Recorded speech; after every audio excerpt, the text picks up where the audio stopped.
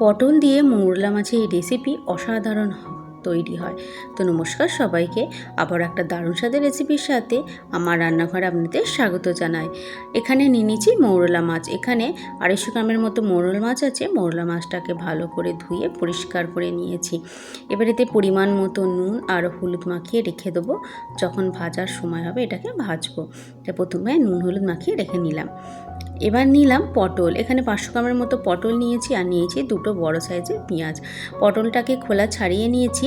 এবার এই পটলটাকে একটু লম্বালম্বি করে কেটে নেব। এইভাবে প্রথমে কেটে নিয়ে এইভাবে একটু কোণ করে কেটে নিচ্ছি, তাতে দেখতে ভালো লাগবে। এইভাবে সব পটলগুলোকে কেটে নেব। পটলগুলো কাটা হয়ে গেলে পেঁয়াজগুলোকেও ছোট ছোট করে মিহি করে কেটে নেব।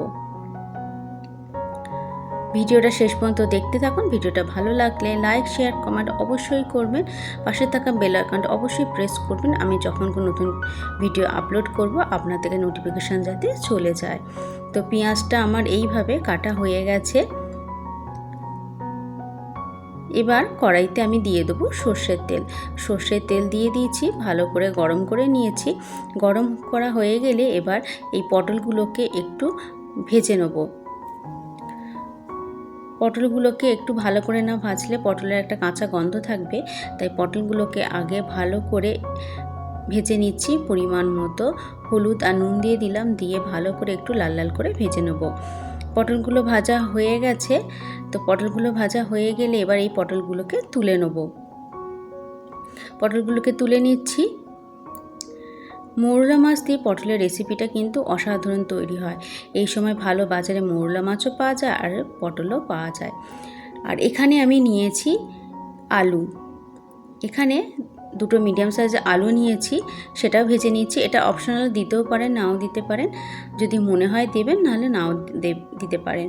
তো সেই কড়াইতে পটলটা তুলে নিয়ে আর একটু তেল দিয়ে এবার এই লাল লাল করে আলুটাকেও ভেজে নিচ্ছি। পরিমাণ মতো নুন হলুদ দিয়ে দিচ্ছি, দিয়ে আলুটা একটু লাল লাল করে ভাজছি যতক্ষণের কালারটা চেঞ্জ হয়ে যাচ্ছে। ততক্ষণে একটা মশলা রেডি করব। নিয়ে নিচ্ছি একটা মিক্সি জার। মিক্সি জারের মধ্যে দিয়ে দেবো এখানে আমি সর্ষে, সাদা যে সর্ষে হয় সেই সাদা সর্ষে 1 টেবিল চামচ দিয়ে দিলাম। কয়েকটা রসুনের কোয়া দিলাম আর দিলাম সর্ষের তেল। এই সর্ষের তেল দিয়ে আর দিয়ে দিলাম একটুখানি নুন। সর্ষের তেল দিয়ে আর এই সাদা সর্ষে বাড়লে একটু কিন্তু তেঁতো হবে না, এটা অবশ্যই করে দেখবেন। আর এখানে মৌরলা মাছটা আমি ভেজে নিয়েছি, সেটা দেখানো হয়নি। মৌরলা মাছটা ভাজা হয়ে গেলে এবার এখানে আমি একটা শুকনো লঙ্কা ফোড়ন দিয়ে দিলাম সেই মাছের তেলেতেই। দেয়া হয়ে গেলে এবার যে পেঁয়াজগুলো কুচিয়ে রেখেছিলাম সেই কুচনো পেঁয়াজটা দিয়ে দেবো।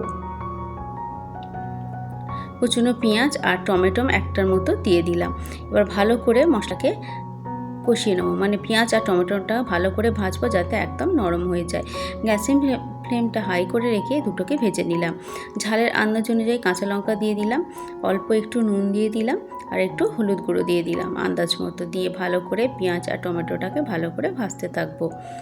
পেঁয়াজ টমেটোটা ভালো করে ভাজা হয়ে গেছে, একদম কিন্তু নরম হয়ে গেছে পেঁয়াজটা টমেটোটা। এবার ভেজে রাখা যে পটলগুলো ছিল সেগুলো দিয়ে দেবো আর আলুটাও দিয়ে দেবো, দুটোই একসাথে দিয়ে দেবো। দিয়ে ভালো করে এবার মিশিয়ে নেবো মশলার সাথে। ভালো করে মেশানো হয়ে গেলে একটু জিরে গুঁড়ো দিয়ে দেবো, কাশ্মীরি লঙ্কার গুঁড়ো দেবো, দিয়ে ভালো করে মিশিয়ে নেবো। বেসিক যে মশলাগুলো হয় সেই মশলাগুলোই দিচ্ছি। রান্নাটা কিন্তু সিম্পল, খেতে কিন্তু অসাধারণ হয়। সামান্য এই মশলাগুলো দিয়েই তৈরি করলে রান্নাটা কিন্তু অসাধারণ হবে। ভালো করে মশলাটা কষানো হয়ে গেছে, মানে পটল আলুর সাথে হয়ে গেলে এবার এতে আমি দিয়ে দেবো যে বেটে রেখেছিলাম সর্ষে আর রসুন বাটাটা, সেটা দিয়ে দেবো। সর্ষেটা অবশ্যই কিন্তু সাদা তেল সর্ষের তেল দিয়ে বাটবেন, তাহলে সর্ষেটা কিন্তু একটু তেঁতো হবে না। দিয়ে এবার দিয়ে দিলাম এতে আন্দাজ মতো নুন দিয়ে ভালো করে মিশিয়ে নিলাম। মেশানো হয়ে গেছে সমস্ত কিছু, মশলাটা ভালো করে কষানো হয়ে গেছে। আর মিক্সি ধোয়া একটু জল দিয়ে দিলাম, পরিমাণ মতো জল দিয়ে ভালো করে মিশিয়ে নিয়ে এটাকে এবার ফুটতে দেবো। তাই এটাকে ভালো করে চাপা দিয়ে দেবো 10 মিনিটের জন্য, যাতে আলু পটলটা ভালো মতো সেদ্ধ হয়ে যায়। 10 মিনিট পর চাপাটা খুলবো। আলু আর পটলটা কিন্তু খুব ভালো মতো সেদ্ধ হয়ে গেছে। আলুটাও সেদ্ধ হয়ে গেছে আর পটলটাও কিন্তু সেদ্ধ হয়ে গেছে। এবার ভেজে রাখা মাছগুলো দিয়ে দেবো। যখন আলু পটল সেদ্ধ হয়ে যাবে তারপরে এই মাছটা দেবো। তার আগে মাছগুলো দিলে কিন্তু মাছগুলো একদম গলে যাবে, খেতে কিন্তু রান্নাটা ভালো লাগবে না। মানে রান্নাটা যখন হয়ে যাবে, তরকারিটা যখন নামাবো, তা নামাবার আগেই এই মাছগুলো দিয়ে দেবো। মাছগুলো দিয়ে কিছুক্ষণ 5 মিনিটের জন্য একটু চাপা দিয়ে রেখে দিয়েছিলাম।